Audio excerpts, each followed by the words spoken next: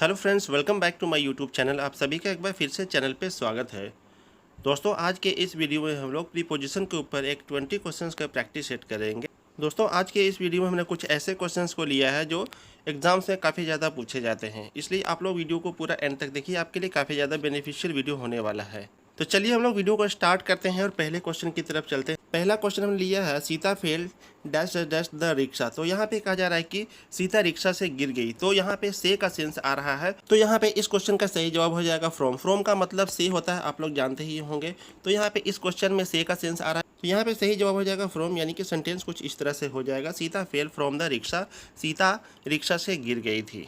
अगला क्वेश्चन है, the calculator is dash the table. तो यहाँ पे कहा जा रहा है कि कैलकुलेटर टेबल पर है। तो यहाँ पे मैं आपको बता दूं कि जब कोई भी चीज़ किसी चीज़ को ऊपर रखी हुई रहती है और वह टच में रहती है, तो वहाँ पे बिल्कुल ऑन प्रीपोजिशन का यूज़ होता है। इसलिए यहाँ पे ऑप्शन नंबर ए सही हो जाएगा। हम लोग यहाँ पे ऑन लिख देते हैं, यानी कि the calculator is on the table.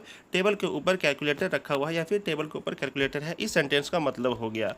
अगला क्वेश्चन है, he should take care dash his health. तो दोस्तों, यहाँ पे मैं आपको बता दूं कि टेक केयर एक फ्रेजल वर्ब है। तो टेक केयर के बाद सीधा सीधा ऑफ प्रीपोजिशन का यूज़ किया जाता है, जैसे कि he should take care of his health, he should take care of his studies. इस तरह से बहुत सारे सेंटेंसेज में टेक केयर के बाद ऑफ का यूज़ किया जाता है। तो यहाँ पे ऑप्शन नंबर सी सही हो जाएगा। ऑफ हम लोग यहाँ पे लिख देंगे, he should take care of his health. इसका मतलब हुआ कि उसे अपने स्वास्थ्य का, अपनी सेहत का ध्यान रखना चाहिए। अगला क्वेश्चन है, Patna is situated dash the bank of Ganga. दोस्तों, यहाँ पे मैं आपको बता दूं कि जब भी कोई भी चीज़ नदी के किनारे पर हो, तो उसको बताने के लिए हम लोग फिक्स प्रीपोजिशन ऑन का यूज़ करते हैं। तो ऑप्शन नंबर बी यहाँ पे सही हो जाएगा, Patna is situated on the bank of Ganga. यानी कि इस सेंटेंस का मतलब हुआ कि गंगा नदी के किनारे पे पटना स्थित है, सिचुएटेड है। अगला क्वेश्चन है, question number 5, Gandhi ji was born dash 1869। तो दोस्तों, यहाँ पे मैं आपको बता दूं कि साल के नाम के पहले इन प्रीपोजिशन का यूज़ किया जाता है, यानी कि हम लोग को बताना है कि इस साल में कोई भी चीज़ हुई हो तो वहाँ पे इन प्रीपोजिशन का यूज़ किया जाएगा। इसलिए ऑप्शन नंबर ए सही हो जाएगा। सेंटेंस हो जाएगा, Gandhi ji was born in 1869, यानी कि गांधी जी 1869 में पैदा हुए थे। चलते हम लोग अगले क्वेश्चन की तरफ। The aeroplane was flying dash the clouds. यानी कि एरोप्लेन जो हवाई जहाज़ है वो बादलों के ऊपर उड़ रहा था। तो दोस्तों, यहाँ पे मैं आपको बता दूं कि यहाँ पे अब प्रीपोजिशन का यूज़ किया जाएगा। ऑप्शन नंबर ए सही होगा। अब प्रीपोजिशन का यूज़ कैसे होगा वो मैं आपको एक्सप्लेन करता हूँ। तो जब कोई भी चीज़ किसी चीज़ के ऊपर रहती है और वो टच में रहती है, तो उसके लिए ऑन प्रीपोजिशन का यूज होता है। लेकिन जब कोई चीज़ किसी चीज़ के ऊपर है और वो टच में नहीं, बिल्कुल स्ट्रेट सीधे है, तो उसके लिए ओवर प्रीपोजिशन का यूज़ किया जाता है। लेकिन जब भी कोई भी चीज़ किसी चीज़ के ऊपर हो और वो उसके सीधे में नहीं हो करके तिरछे होती है, तो उसके लिए अब प्रीपोजिशन का यूज़ किया जाता है। तो यहाँ पे क्लाउड्स का मतलब हो गया बहुत सारे बादल। तो कौन से बादल के ऊपर एरोप्लेन उड़ रहा था ये फिक्स नहीं है यहाँ पे। तो इसका मतलब ये हुआ कि वो बिल्कुल बादलों के ऊपर, यानी कि तिरछे उड़ रहा था, इसलिए यहाँ पे अब प्रीपोजिशन का यूज़ किया जाएगा। तो सेंटेंस कुछ इस तरह से हो जाएगा, the aeroplane was flying above the clouds. बादलों के ऊपर एरोप्लेन उड़ रहा था, इसका मतलब यही हुआ। अगला क्वेश्चन है, distribute this apples dash the children.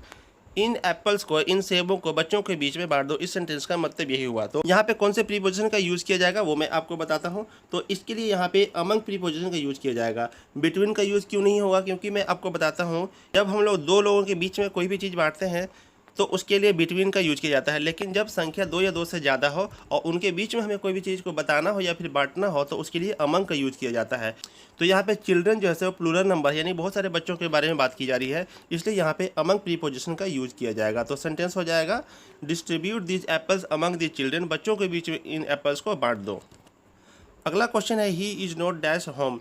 तो यहाँ पे कहा जा रहा है कि वह घर पे नहीं है। तो यहाँ पे कौन से प्रीपोजिशन का यूज हो जाएगा, आप लोग सोच लीजिए।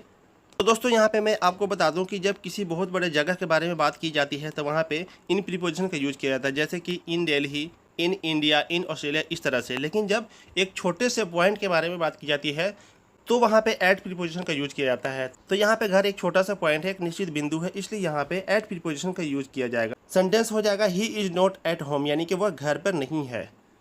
अगला क्वेश्चन है, the examination begins dash dash dash Wednesday. तो दोस्तों, यहाँ पे मैं आपको बता दूं कि डेज और डेट्स, यानी कि दिन और तिथि के पहले फिक्स प्रीपोजिशन ऑन का यूज़ किया जाता है। तो सेंटेंस हो जाएगा यहाँ पे, the examination begins on Wednesday.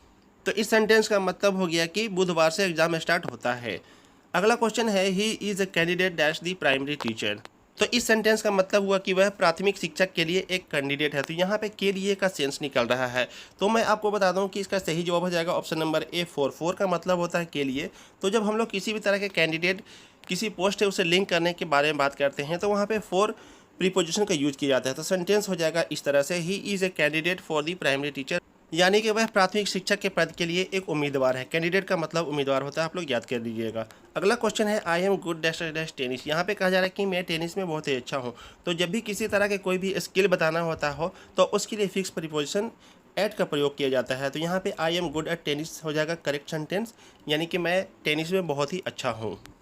अगला क्वेश्चन है finish it dash dash 2 days. यहाँ पे कहा जा रहा है कि इसे 2 दिनों के अंदर में फिनिश करो। तो यहाँ पे मैं आपको बता दूं कि जब हम लोग कोई भी काम करने के लिए अंतिम दिन तक का टाइम लेते हैं तो वहाँ पे फिक्स प्रीपोजिशन इन का यूज़ किया जाता है। लेकिन जब हम लोगों को कोई भी टाइम दिया हुआ रहे और उसके पहले हम लोग खत्म कर देते हैं काम को तो उसके लिए विद इन प्रीपोजिशन का यूज़ किया जाता है।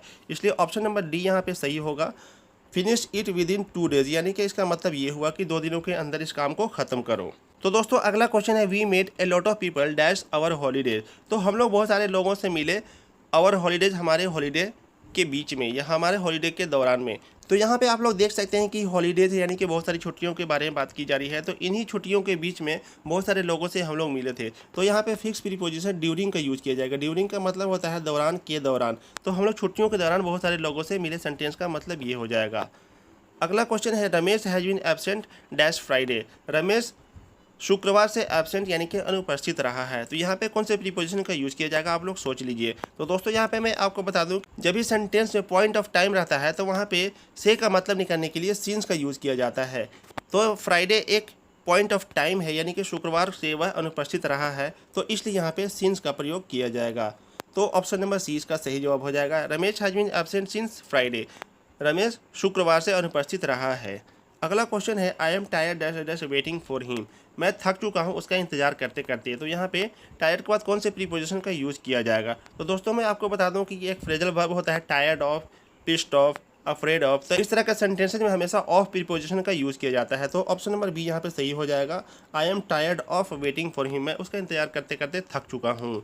अगला क्वेश्चन है Ravi is afraid dash dash dash tigers. Ravi बाघ से डर गया है। तो अभी मैंने आपको बताया था कि जब सेंटेंस में इस तरह का रहता है tired of, pissed off, afraid of, तो उसके बाद ऑफ प्रीपोजिशन का यूज किया जाता है। तो यहाँ पे भी इसका सही जवाब हो जाएगा ऑप्शन नंबर डी, यानी कि ऑफ यहाँ पे लिखा जाएगा। Ravi is afraid of tigers. Ravi बाघों से डर गया है या डरा हुआ है। आगे चलते हम लोग कुछ और इंपॉर्टेंट क्वेश्चंस देखते हैं। I shall finish this work dash dash dash a week. तो इस सेंटेंस का मतलब हुआ कि मैं इस काम को एक हफ्ते में ख़त्म कर लूँगा। तो यहाँ पे कौन से प्रीपोजिशन का यूज़ किया जाएगा, आप लोग सोच लीजिए। तो दोस्तों यहाँ पे मैं आपको बता दूँ कि जब हम लोग को कोई भी काम का एक समय सीमा दिया हुआ रहता है तो उसके ख़त्म होने से पहले अगर हम लोग काम को फिनिश कर लेते हैं तो वहाँ पे विद इन प्रीपोजिशन का यूज़ किया जाता है। लेकिन जब हम लोग लास्ट डे में काम को ख़त्म करते हैं तो वहाँ पे इन प्रीपोजिशन का यूज़ किया जाएगा। तो चूँकि हमारे ऑप्शन में विद इन नहीं है इसलिए यहाँ पे सही जवाब इसका इन हो जाएगा। तो सेंटेंस हो जाएगा I shall finish this work in a week. मैं एक हफ्ते में इस काम को ख़त्म कर लूँगा। अगला क्वेश्चन है जय was sitting dash his brother and sister. जय अपनी बहन और भाई के बीच में बैठा हुआ। इस सेंटेंस का मतलब यही हुआ। तो यहाँ पे हम लोग देख सकते हैं कि ब्रदर एंड सिस्टर 2 लोग हैं। तो जब 2 लोगों के बीच में किसी भी तरह की चीज़ के घटित होने की बात की जाती है तो वहाँ पे बिटवीन प्रीपोजिशन का यूज़ किया जाता है। लेकिन जब संख्या 2 या 2 से ज़्यादा हो तो उसके लिए हम लोग अमंग का यूज़ करते हैं। तो यहाँ पे ब्रदर एंड सिस्टर 2 ही लोग हैं, इसलिए यहाँ पे बिटवीन का यूज़ किया जाएगा। तो सेंटेंस हो जाएगा Ravi was sitting between his brother and sister. Ravi अपने भाई और बहन के बीच में बैठा हुआ था। अगला क्वेश्चन है never laugh dash dash the disabled. ये कहा जा रहा है कि जो कमज़ोर लोग होते हैं, जो विकलांग लोग होते हैं, उन लोगों पे कभी भी हंसना नहीं चाहिए। तो दोस्तों यहाँ पे मैं आपको बता दूं कि लाफ के बाद सीधा सीधा एट प्रीपोजिशन का यूज़ किया जाता है। तो सेंटेंस कुछ इस तरह से हो जाएगा never laugh at the disabled. विकलांगों पे नहीं हंसना चाहिए, कभी नहीं हंसना चाहिए। एक यूनिवर्सल ट्रूथ है, कमज़ोर लोगों पे हम लोगों को कभी नहीं हंसना चाहिए। दोस्तों अगला क्वेश्चन है he fell dash love with Sushma. तो इस सेंटेंस में कहा जा रहा है कि वह सुषमा के साथ प्यार में पड़ गया। तो दोस्तों यहाँ पे मैं आपको बता दूं कि एक फ्रेज होता है फॉल इन लव, तो यानी कि प्यार में पड़ना या फिर प्यार में गिर जाना, इसको हम लोग कह सकते हैं, या फिर प्यार हो जाना भी कहा जाता है। तो ये फॉल का सेकंड फॉर्म है फेल। तो यहाँ पे सीधा सीधा इन प्रीपोजिशन का यूज़ किया जाएगा, यानी कि he fell in love with Sushma. उसको सुषमा से प्यार हो गया, वह सुषमा के साथ प्यार में पड़ गया, या फिर वह सुषमा के साथ प्यार में गिर गया। सेंटेंस का मतलब कई तरह से निकल जाता है। तो सही जवाब हो जाएगा ऑप्शन नंबर बी इन। तो दोस्तों आज की इस वीडियो में हमने 20 क्वेश्चन को कवर करने की कोशिश की है। उम्मीद है आप लोगों को वीडियो अच्छा लगा होगा। तो आप लोग हमें बताइए कि आप लोगों ने कितना स्कोर किया, 20 में से कितना आपका क्वेश्चन सही हुआ। आप कमेंट सेक्शन में कमेंट करके जरूर बताइए। मैं सभी का कमेंट पढ़ रहा हूँ और मैं सभी के कमेंट पर रिप्लाई भी करूँगा। तो दोस्तों आप लोग बताइएगा जरूर कि आपको वीडियो कैसा लगा। अगर आपको वीडियो पसंद आता है तो वीडियो को एक लाइक कर दीजिए, प्यारा सा कमेंट कर दीजिए और अपने दोस्तों के साथ शेयर जरूर कर दीजिए। और अगर आप चैनल पर नहीं हैं तो चैनल को सब्सक्राइब कीजिए, बेल आइकन को प्रेस कीजिए। हम आपसे मिलेंगे अगले वीडियो में, तब तक के लिए थैंक यू सो मच। जय हिंद,